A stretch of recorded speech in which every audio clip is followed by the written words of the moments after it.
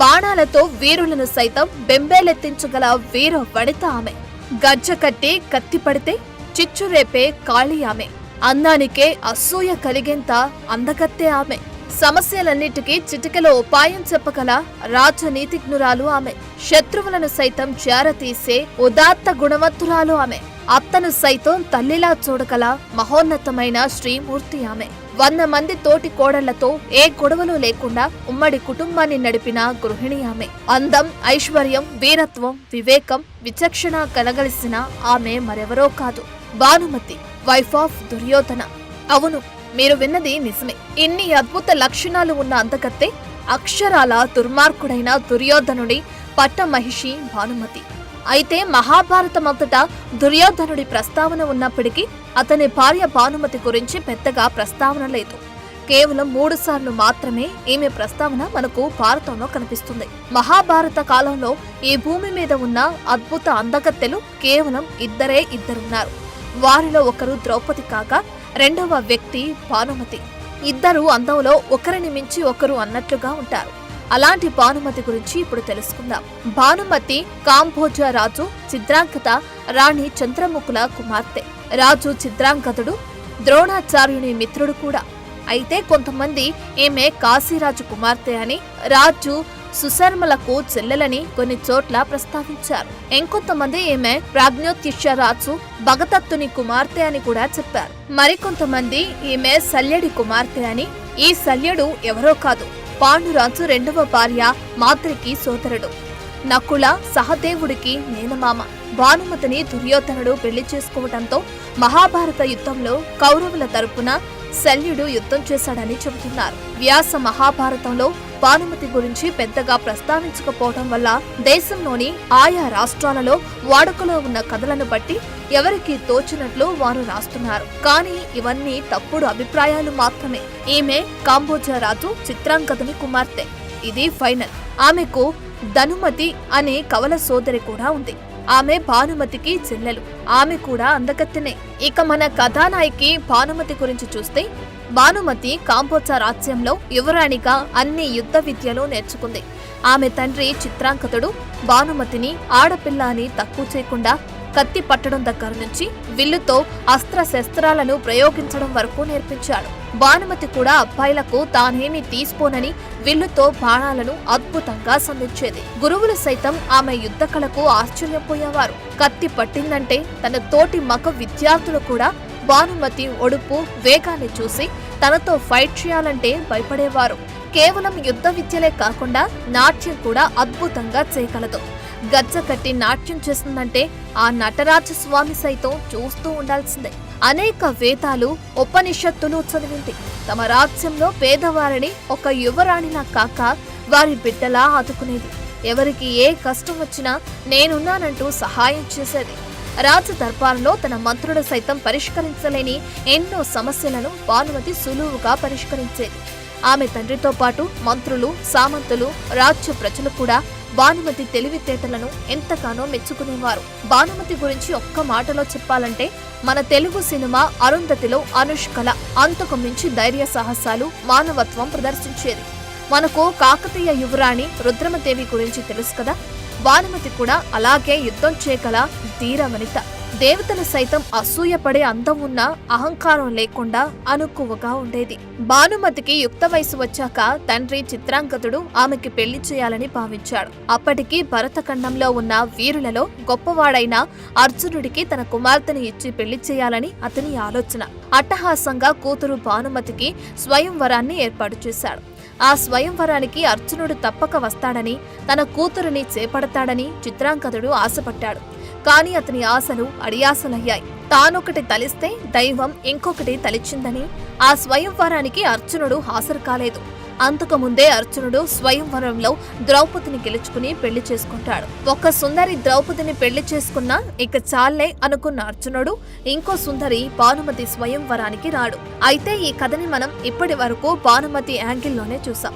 ఇప్పుడు దుర్యోధనుడి యాంగిల్లో ఈ కథను చూద్దాం. మహాభారత యుద్ధం టాపిక్ వచ్చినప్పుడల్లా చాలా శక్తివంతమైన ముఖ్యమైన పాత్రల పేర్లు తెరపైకొస్తాయి. వారిలో దుర్యోధనుడు ఒకడు. మహాభారతంలో దుర్యోధనుడిని విలన్ గా చెప్పారు. అర్జునుడు స్వయంవరంలో ద్రౌపదిని గెలుచుకుని పాండవులందరూ ఆమెను పెళ్లి చేసుకున్న తర్వాత దుర్యోధనుడు చాలా రోజులు నిద్ర లేకుండా అసూయతో రగిలిపోయాడు. ఎందుకంటే ద్రౌపది స్వయంవరానికి దుర్యోధనుడు కూడా వెళ్ళాడు. అద్భుత సౌందర్య రాశి అయిన ద్రౌపదిని చూసి ఎలాగైనా ఆమెను పొందాలనుకున్నాడు. కానీ స్వయంవరంలో ఓడిపోయాడు. అంతటి అందాల రాశి నాకు కాకుండా అర్జునుడికి దక్కిందని ఈర్ష్యపడ్డాడు. దుర్యోధనుడి బాధను ఎలా పోగొట్టాలా అని అతని మామ శకుని ఆలోచిస్తున్నాడు. అప్పుడే చిత్రాంగదుడు తన కూతురు భానుమతికి స్వయంవరం ఏర్పాటు చేస్తున్నాడని సమాచారం తెలుసుకున్నాడు. భానుమతి కూడా ద్రౌపది అంత అందగత్తని తెలుసుకుని దుర్యోధనుడికి భానుమతి స్వయంవరం గురించి తెలియచేశాడు. వెంటనే దుర్యోధనుడు తన మిత్రుడైన కర్ణుని తీసుకుని స్వయంవరానికి వెళ్లాడు. బలపరీక్ష లేని భానుమతి స్వయంవరంలో పాల్గొనడానికి అర్హత కేవలం యువరాజు అయ్యుండడమే. దుర్యోధనుడికి అప్పటికే యువరాజుగా పట్టాభిషేకం జరిగింది కాబట్టి భానుమతి స్వయంవరానికి అర్హత సాధించాడు. దుర్యోధనుడితో పాటు శిశుపాలుడు, జరాసంధుడు, రుక్మి, వక్రుడు వంటి మహావీరులు ఆ స్వయంవరానికి వచ్చారు. అప్పుడే భానుమతి స్వయంవరమాల చేతపట్టి సభలో అడుగుపెట్టింది. అద్భుత సౌందర్య రాశి భానుమతిని దుర్యోధనుడు అలాగే చూస్తూ నోట మాట రాకుండా ఉండిపోయాడు. భానుమతి స్వయంవరానికి వచ్చిన యువరాజులు ఒక్కొక్కరి గురించి తెలుసుకుంటూ ముందుకు సాగుతుంది. అప్పుడే ఆమె కళ్ళు దూరంగా నిలబడి ఉన్న కర్ణుని మీద పడ్డాయి. సహజ కవచ కుండలాలతో సూర్య తేజస్సుతో వెలిగిపోతున్న కర్ణునిపై మనసు పారేసుకుని వరమాల కర్ణుని మెడలో వేసి మనువాడాలని ముందుకు సాగింది. అక్కడే ఉన్న దుర్యోధనుడి గురించిన వివరాలు మంత్రి చెబుతున్నా వినకుండా కనీసం దుర్యోధనుడి వైపు కూడా చూడకుండా ముందుకు సాగుతుంది. భానుమతి కనీసం తనను చూడకపోవటం అవమానంగా భావించిన దుర్యోధనుడు ఎంత అందగత్తే తనకు దక్కకుండా పోతుందేమోనని భయపడ్డాడు. వెంటనే ముందుకు నడిచి భానుమతి చేతుల్లోని వరమాలను బలవంతంగా తీసుకుని మెడలో వేసుకున్నాడు. భానుమతిని చేతులతో ఎత్తుకుని సభ నుండి బయటకు నడుస్తాడు. దుర్యోధనుడి ఈ చర్యతో ఆశ్చర్యపోయిన భానుమతి ఎవరా ఇతను అని అప్పుడు మొదటిసారి దుర్యోధనుని చూసింది.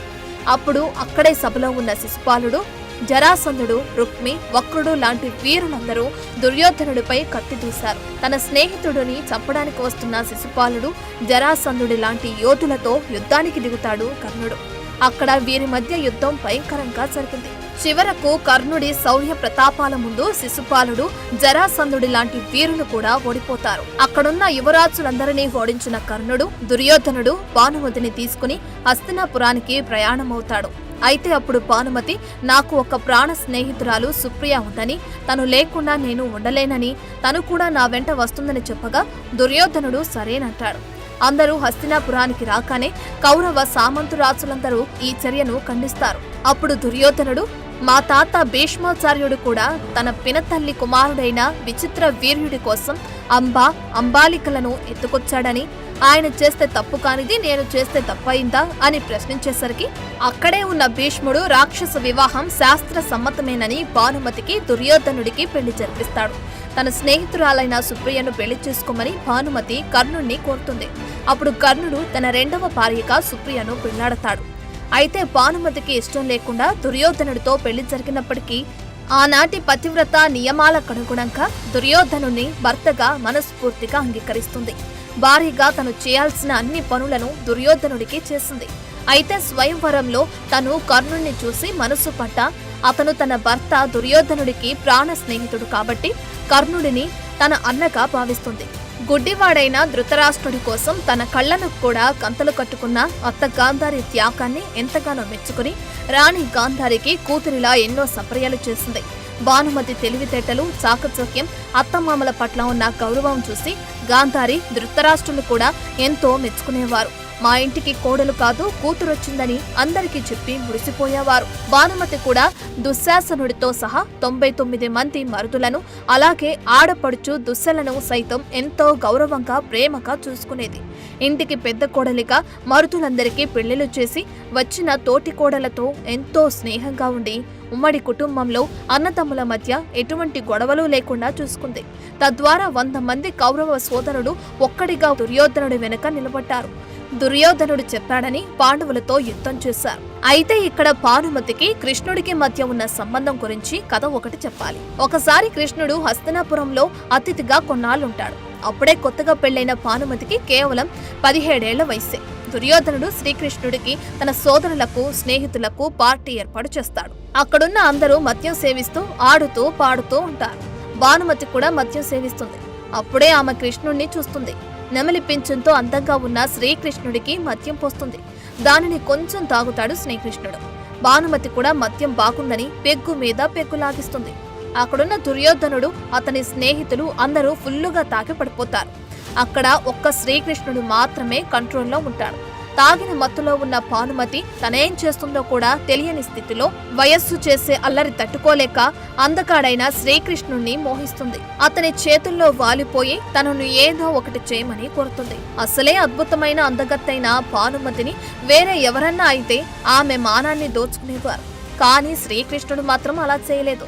తన చేతుల్లో వాలిన భానుమతిని ఒక చిన్న బిడ్డను పట్టుకున్నట్లుగా పట్టుకుని తీసుకుని వెళ్లి రాజమందిరంలోని ఆమె శయనాగారంలో పడుకోబెడతాడు. భానుమతి హస్తినాపురానికి రాణి. తను తొందరపడి ఏమైనా చేస్తే ఒక రాణిగా ఆమె జీవితం నాశనం అవుతుందని భావించి అక్కడి నుంచి వెళ్లిపోతాడు. అప్పుడే అక్కడకు వచ్చిన గాంధారికి ఏమీ చెప్పకుండా మద్యం ఎక్కువగా సేవించిందని చెప్తాడు. మరుసటి రోజు మత్తు దిగిన భానుమతి గత రాత్రి జరిగింది జ్ఞాపకం వచ్చి సిగ్గుపడి శ్రీకృష్ణుణ్ణి క్షమించమని వేడుకుంటుంది. అందుకు శ్రీకృష్ణుడు నవ్వి, ఆ మద్యం ప్రభావం వల్ల నీవు అలా ప్రవర్తించావు. బేసిక్గా నీవు చాలా మంచిదానివి అని చెప్పి ఆమెను తన చెల్లెలిగా స్వీకరిస్తానని, నీకు ఏ కష్టం వచ్చినా అన్నగా ఆదుకుంటానని అభయం ఇస్తాడు. అప్పట్నుంచి భానుమతి కృష్ణ భక్తురాలవుతుంది. ఆమె చనిపోయే వరకు శ్రీకృష్ణుణ్ణే పూజించింది. ఆయన మాటను గౌరవించింది. అలాగే భానుమతికి కర్ణుడికి మధ్య ఉన్న సంబంధం గురించి కూడా ఇంకో కథ ప్రచారంలో ఉంది. దాని ప్రకారంగా ఒకసారి భానుమతి కర్ణుడు పాచికల ఆట ఆడతారు. ఒకరిపై ఒకరు ఎత్తులు పై ఎత్తులు వేసుకుంటూ సరదాగా హుషారుగా పాచికలు ఆడుతుంటారు. ఆట చివరికొచ్చేసరికి కర్ణుడు గెలుస్తున్నాడని తెలిపోతుంది. ఇంతలో బయట నుంచి దుర్యోధనుడు ఆ గదిలోకి ప్రవేశిస్తాడు. భర్తను చూసిన భానుమతి గౌరవంగా లేచి నిలబడుతుంది. అయితే కర్ణుడు అటువైపు తిరిగుండటంతో తను వెనకనున్న దుర్యోధనుని చూడలేకపోతాడు. తను గెలవబోతున్న కాబట్టే భానుమతి లేచి వెళ్లిపోతుందని భావించి ఆమెను వెళ్లకుండా ఆపాలనే ఉద్దేశంతో ఆమె ముఖానికి అడ్డుగా ఉన్న ముత్యాల పొదిగిన వస్త్రాన్ని లాగుతాడు. అప్పుడు దాని దారం తెగిపోయి ముత్యాలన్నీ నేలపై పడతాయి. ఆ సన్నివేశాన్ని చూసిన దుర్యోధనుడు ఏం చేస్తాడో తెలియక భయంగా భర్తను చూస్తూ ఉంటుంది భానుమతి. ఆమె ఏమీ మాట్లాడకుండా సైలెంట్ గా ఉండి గుమ్మం వైపు చూస్తుండటంతో కర్ణుడు కూడా గుమ్మం వైపు తిరుగుతాడు. అక్కడే వేళ్లనే చూస్తున్న దుర్యోధనుని చూసి కర్ణుడు కూడా లేచి నిలబడి తన స్నేహితుడు ఏమంటాడోనని, మన ఇద్దరిని ఇలా చూసి అపార్థం చేసుకుంటాడేమోనని భయపడతాడు. అయితే దుర్యోధనుడు వారిద్దరి వైపు ఒకసారి చూసి భానుమతి దగ్గరకు వచ్చి, ముత్యాలు నేనేరివ్వాలా లేక మీరే ఏరుకుంటారా అంటూ అక్కడి నుంచి నవ్వుతూ వెళ్లిపోతాడు. దుర్యోధనుడు అన్న ఈ ఒక్క మాటతో భానుమతికి అతనిపై ఎక్కువ ప్రేమ పెరుగుతుంది. కర్ణుడికి కూడా దుర్యోధనుపై ఎంతో గౌరవం పెరుగుతుంది. నిజానికి దుర్యోధనుడు తన భార్య భానుమతిని కానీ తన ప్రాణ స్నేహితుడు కర్ణుని కానీ అనుమానించలేదు. అతని స్థానంలో వేరే ఎవరున్నా వారిద్దరిని తప్పక అనుమానించేవారు. కానీ దుర్యోధనుడికి తన భార్య భానుమతిపై ఎంతో ప్రేమ ఉంది. అంతకు మించి ఎక్కువగా కర్ణుడిపై నమ్మకం ఉంది. దుర్యోధనుడు పాండవులపై అసూయతో కోపంతో ఉన్నప్పటికీ ఇంట్లో మాత్రం తన తల్లి తండ్రుల పట్ల కానీ భార్య భానుమతి పట్ల కానీ 99 మంది సోదరుల పట్ల కానీ చాలా ప్రేమగా ఉండేవాడు. వారి అవసరాలు కోరికలు ఎప్పటికప్పుడు తీర్చేవాడు. సోదరి దుస్సలను కూడా అమితంగా ప్రేమించేవాడు. కాలగమనంలో భానుమతికి దుర్యోధనుడికి 2 కవల పిల్లలు జన్మించారు. కూతురు లక్ష్మణ, కొడుకు లక్ష్మణ కుమారుడు. మహాభారత యుద్ధంలో అభిమన్యుడి చేతిలో కొడుకు లక్ష్మణ కుమారుడు మరణిస్తాడు.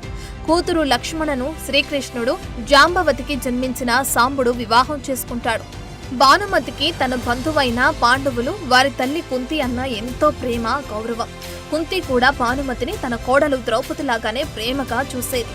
ఇక భానుమతికి ద్రౌపదికి ఇద్దరికి ఒకరంటే ఒకరికి ఎంతో ప్రేమ. వీరిద్దరూ అసమాన అందగత్తెలైనా ఎవ్వరికీ పొగరు, గర్వం ఉండేవి కావు. సొంత అక్కా చెల్లెల మాదిరిగా స్నేహంగా ఉండేవారు. అయితే ధర్మరాజు జోదంలో శకుని చేతిలో ఓడి తన తమ్ముళ్లతో పాటు ద్రౌపదిని కూడా పందెంలో కోల్పోతాడు. అప్పుడు దుర్యోధనుడు ద్రౌపదిని సభకు దాసీగా ఏడ్చుకురమ్మని దుశ్శాసనుని పంపగా, ద్రౌపది కూడా నాలాగే నీకు వదిన అవుతుందని, వదిన తల్లితో సమానమని, ద్రౌపది మీద చేవేస్తే నా మీద వేసినట్టేనని దుశ్శాసనుని అడ్డుకుంటుంది భానుమతి. నిస్సహాయంగా సభలోకి తిరిగి వచ్చిన దుశ్శాసనుడిని చూసి ఏమైందని దుర్యోధనుడు అడక్క వదిన భానుమతి అడ్డుకుందని చెబుతాడు. ఆగ్రహించిన దుర్యోధనుడు కోపంతో ఎలాగైనా ద్రౌపదిని లాక్కురమ్మని దుశ్శాసనుడికి ఒక రాజుగా ఆజ్ఞ జారీ చేస్తాడు. అన్నమాట జవదాటని దుశ్శాసనుడు ద్రౌపదిని సభకు ఈడ్చుకువచ్చి దుర్యోధనుడి కోరిక ప్రకారం వస్త్రాపరణం చేయబోతాడు. ద్రౌపదిని కాపాడలేకపోయానని బాధపడిన భానుమతి ఒకసారి శ్రీకృష్ణుడు తనకిచ్చిన మాటను గుర్తుకు తెచ్చి కృష్ణుడిని ప్రార్థించి ద్రౌపదిని కాపాడమని వేడుకుంటుంది. భానుమతి ప్రార్థన మన్నించిన శ్రీకృష్ణుడు ద్రౌపదిని వస్త్రాపరణం చేయకుండా రక్షిస్తాడని ఒక కథనం ప్రచారంలో ఉంది. వనవాసం అజ్ఞాతవాసం ముగించుకుని వచ్చిన పాండవులకు రాజ్యంలో సగభాగం ఇవ్వటం సమంజసమేనని భీష్ముడు, ద్రోణాచార్యుడు లాంటి ఎంతో మంది కౌరవ పెద్దలతో పాటు భానుమతి కూడా దుర్యోధనుడికి ఎంతగానో నచ్చజెబుతుంది. అన్నదమ్ముల మధ్య యుద్ధం మంచిది కాదని దుర్యోధనుడికి ఎంత చెప్పినా భార్య మాట పెడచెవిన పెడతాడు. మహాభారత యుద్ధం జరగక తప్పని పరిస్థితి వచ్చినప్పుడు నేను కూడా ఒక యోధురాలుగా యుద్ధం చేస్తానని దుర్యోధనుడికి చెబుతుంది భానుమతి. భానుమతికి ఉన్న ఖడ్గ నైపుణ్యం, అస్త్రశస్త్ర నైపుణ్యం గురించి తెలిసిన దుర్యోధనుడు ఆ మాట భీష్ముడికి చెప్పగా అందుకు ఆయన భానుమతి తప్పకుండా గొప్ప యోధురాలే, అందులో సందేహం లేదు. ఆమె ఒక రథి స్థాయిలో యుద్ధం చేయగల వీరనారి. కానీ మహాభారత యుద్ధంలో కేవలం మగవారు మాత్రమే యుద్ధం చేయాలి, ఆడవారికి యుద్ధ భూమిలోకి ప్రవేశం లేదని భీష్ముడు చెబుతాడు.